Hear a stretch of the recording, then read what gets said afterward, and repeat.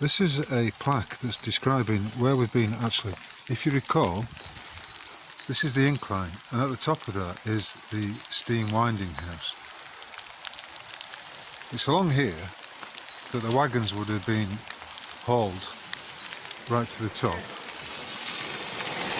to be loaded onto the trains, and then to be taken from there to Buxton and beyond, probably. Another curious feature of a lot of these Derbyshire Peak District areas are these megalithic rocks, what the winding house looked like in its full glory. There you go. It's on this track, well, not the track, but what's left of it, that we are descending. As it says there, this hill once had a railway running up and down it. Cromford engine house contained a pair of steam-powered beam engines that drove an endless chain. The chain went down to High Peak Junction at the bottom, where the canal is. The upper and lower inclines were turned into one. From 1857, the winding engine at Sheep Pasture Top operated a combined incline. Cromford engine house was not needed anymore and was demolished in 1861.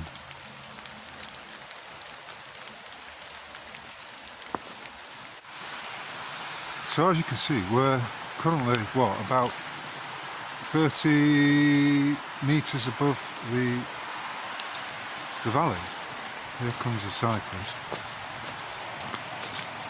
where once were wagons, now we're cyclists. Hello.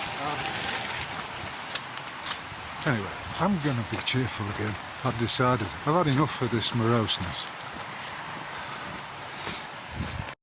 Right, so now at the bottom, and as you can see, this is what is known as the catch pit.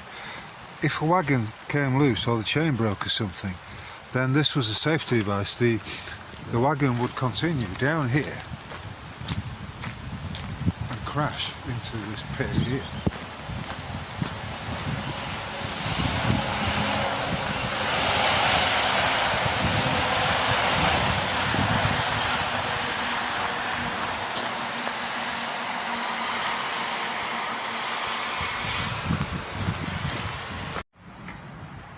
Okay, we are now in the tunnel that goes underneath the A6 and brings us out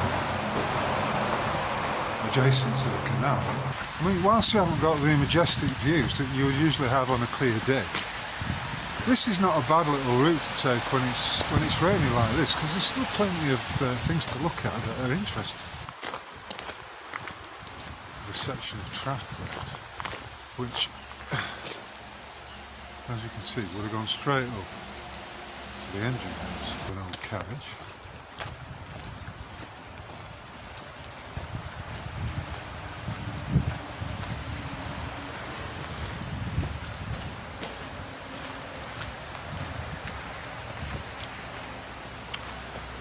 Oh, yeah, I was right. It is about a mile to the top.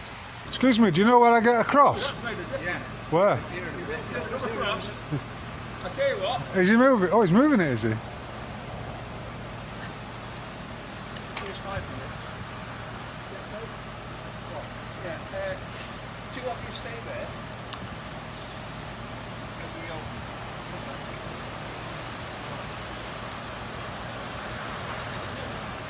I think this is a swing bridge. Oh. That's a smooth operation.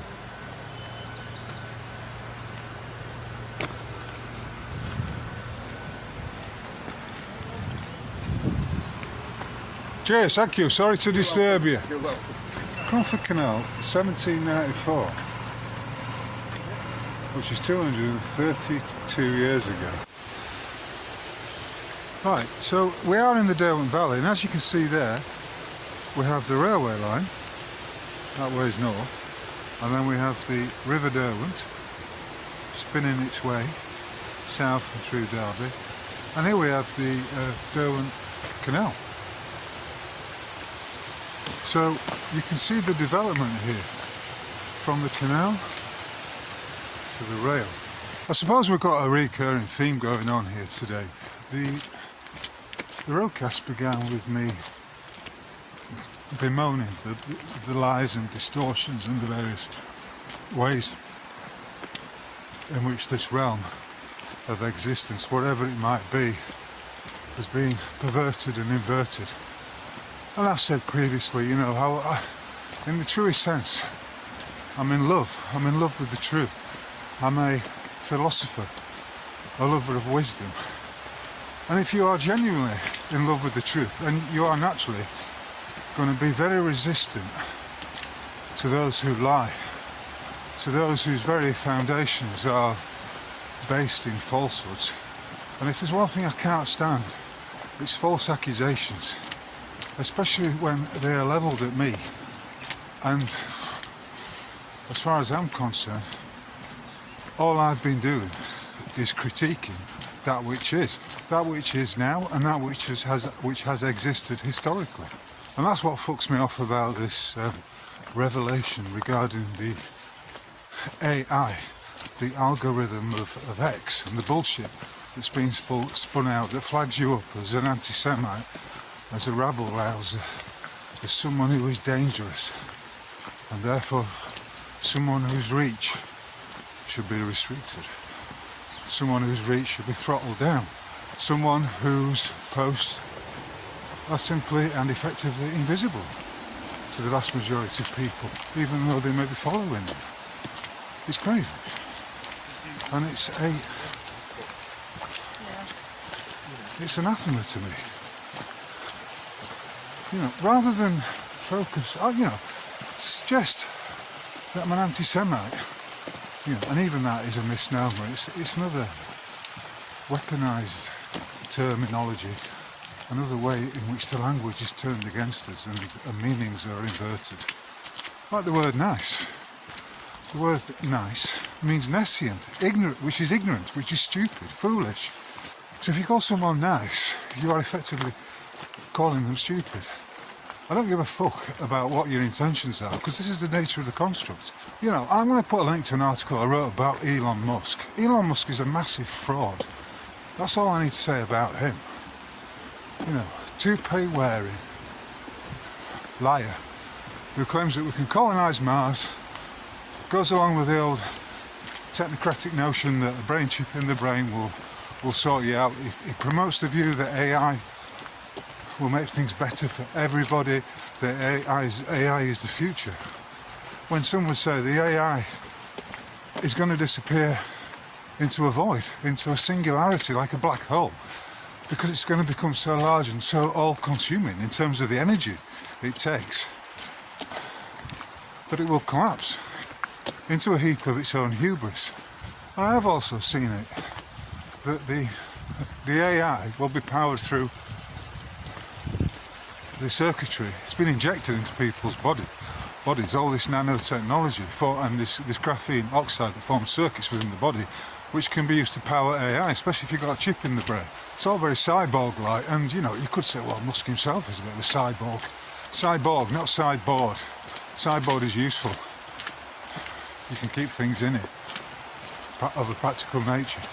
I do think it's going to get crazier and crazier, and I do apologise for my rant earlier if you thought it was a little bit disconcerting, but you know, I don't fucking care anymore. I've got to let it out. I've decided to let it out, my frustrations and all of that, and I will be writing an article about this very point regarding the AI, the algorithm of X labelling people anti-Semitic falsely as well. You know, it's fucking it's slanderous.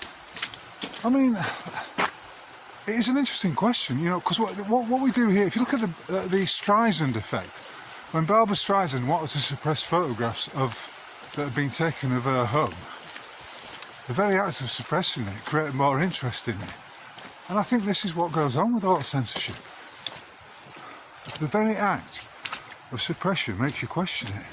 When I was a lad, I have said this before, but it's worth repeating, and I'm talking about when I was a schoolboy, we used to use this expression. If we were playing cards, or if someone shortchanged you, or try to trick you in any way, but it was invariably related to money, would say, oh, don't Jew me, man, don't Jew me. Or, I've been Jewed, he's Jewed me. He's Jewed me out of 10 pence. Whatever it was. And I'd no idea what it was. I had no idea what it meant. It was just common, it was in the vernacular.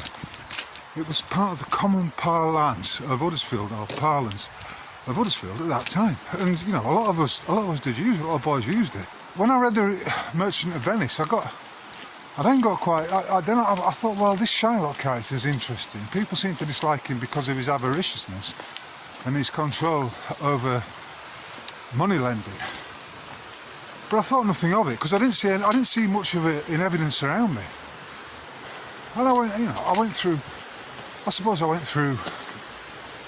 my childhood into my adolescence and beyond, not really being that interested in Judaism, but, you know, taking notes as I went along.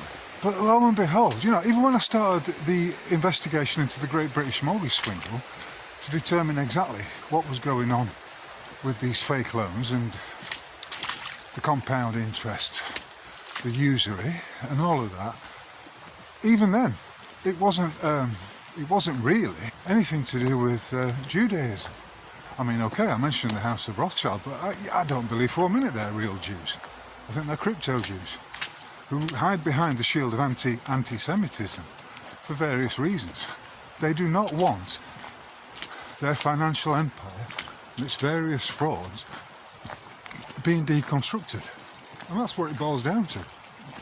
And these financiers are the ones that have invested heavily into the Grok AI system. So little wonder that they're programming it in such a way as it flags up what they term anti-Semitic tropes, critiques of those who cannot be criticised, namely the House of Rothschild, the usurers, the monetary mechanics. You see, this is another bullshit aspect to it, because everything I write about in terms and speak about in terms of the financial system is correct. It's in accord with the monetary mechanics. This is how the system operates. So why would they want? Well, as I asked the question, I think we know the answer. Why would they want to suppress all that in the interest of academic research? Just from being curious. So, you know, the more X flags up this kind of bullshit about me being an anti-Semite, the more I'm going to fucking look into it. The more I'm going to push back. So, in that sense, it does have the Streisand effect. Streisand effect, I think. And, you know, it's not just me. There's obviously tens of thousands of users on X who are subjected, unknowingly, in the background, are subjected to these throttles and this suppression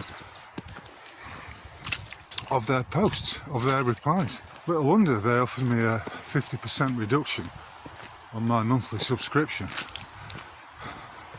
So I suppose that's one thing. I'm now paying only half of what I was. I'm paying £4 instead of £8 to be suppressed by X, by Musk. Yeah, and that's another thing that fucks me off. The notion that these people are somehow more intelligent, more intellectual than the rest of us. That they are the arbiters of the truth. That they are truly the wise ones. It's complete and utter bullshit. Musk is not running that platform because he's a philosopher. Because he's a man who's in love with wisdom. Far from it. I don't know what the opposite of a philosopher is, but a trickster, snake oil salesman, a fraud. You know, above and beyond all that, let's not forget that this man is talking, he really is putting out this fake notion, this misinformation, that you can travel into space, that we've landed on the moon, that the future of humanity, according to Musk, lies on Mars, that Mars will be colonised. I mean, it's adult fantasy, utter fiction. Just like when he purportedly sent his Tesla car into space. He said, look, it's so fake, it's got to be real or something like that. He's just lost in the narrative, lost in the realms of his own bullshit, in the reams and reams of cunt waffle that flows from the orifice that is the platform X with its AI controls. And as I've said before, you know, they want you completely in the digital realm. They want you dependent upon a financial system that is essentially just digital currency, figures on a computer screen. And if you say or do anything that does not go or fit in with the official narrative, then they will simply cut off or remove those digital currencies. Just as what happened to me getting on for a year ago now with the cooperative bank when I was debanked.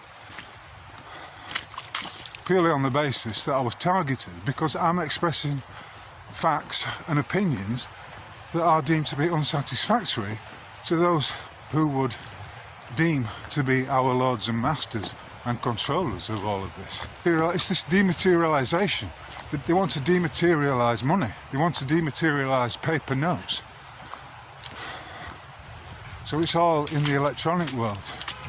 You know, you won't have any. If your mortgage deed is entirely electronic, then that just leaves the whole thing open to fraud. And I know exactly what this is like. Back in 2015, I was arrested at Newcastle Airport by means of a fake digital arrest warrant. Now, what I'm talking about here is that anyone can go online and create these fake financial instruments, these fake warrants, etc., even to the point of faking court orders, because it's all in the digital realm. A paper copy, a paper version with a court seal on it is indisputably that. So the dematerialisation and the movement from people of people and their money, if you like, into a digital world is fraught with dangers, and more importantly, it's just a massive opportunity for fraudsters to get involved. You know, I wrote about the digital ID system and how we've effectively got it, but the brick card seems to have been shelved for now, which is a result. It's a good result, but you do wonder whether they're just leaving it in abeyance to roll it out at a later point. Hello. Isn't it strange when people are so timid, they won't say hello to you? Especially a bloke. He gives me a little grin, a sheepish grin, but won't say hello. I mean, you could say we're not seeing it at its finest today, but it's still a pleasant enough walk, even in the drizzle, even in the drizzle and the drivel and the mizzle of my flow. Anyway, I am going to wrap it up there for today. Thank you for. I'm not. In fact, I'm as far as I can. I'm going to put this out unedited as an antidote to all this digital manipulation and bullshit that's going on out there. I'm not going to be dematerialised. I'm going to continue to take my avatar, to move my avatar through the material. Anyway, thank you very much for listening, and if you've enjoyed it, please like, subscribe. When I say subscribe, on my YouTube channel, you can do all that, but also take out a subscription at my Substack page, MOD 800, and of course at my website, roguemail.org. I do have a Facebook account. You can find me on there at Michael O'Dara, but I'm not on there that much because it's, as far as I'm concerned, it's another censored platform fronted up by another fake, namely Zuckerberg. If you appreciate this output, and why wouldn't you, please consider chucking a few quid into the Rogue Mail coffers by way of the Buy Me a Coffee button, which can be located below. From a drizzly, dank and somewhat dour Cromford, adjacent to Arkwright's Mill and the canal, I'd like to wish you all the very best, and I'll simply say catch you on the flip side and see you soon. Right, it's an hour or so later and I've taken the opportunity to visit the town of Matlock, which you can see straight ahead. I'm at this obelisk, which is a war memorial on a escarpment called Pick Toe.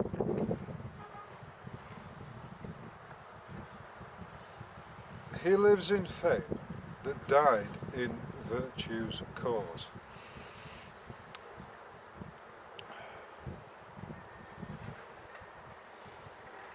Yeah, I wouldn't necessarily agree with that.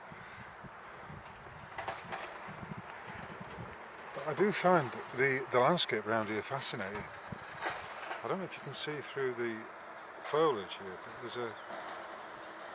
there's a quarry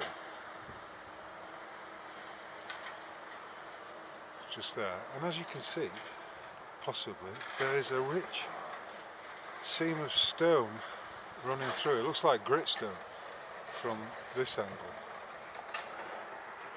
Again, the mist is clinging to the hillsides, but if we come round here, we can see what is Ryber Castle. There we go. Which at one time, it's an interesting place. They claim it was a folly, but at one time, it actually had a zoo in its grounds. Down below there, again, I don't know how much of this is being picked up, but we have the cricket ground, and then adjacent to it, we have the Matlock Town football ground. Quite possibly in one of the most beautiful locations you could imagine. And then we have the cemetery down here.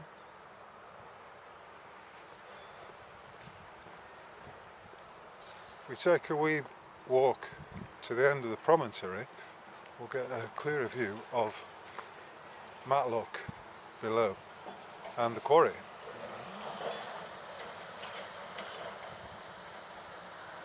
There we have the railway line as it enters the tunnel there, and crosses over the River Derwent, which we can't quite see from this perspective, but if we take a closer look down here, it may be clear. Yeah, you can just see it. You can just see it there, flowing south towards Derby. Clear view of the quarry there as well. But as I'm saying, there are some very interesting rock and stone formations around this neck of the woods, and I find it fascinating.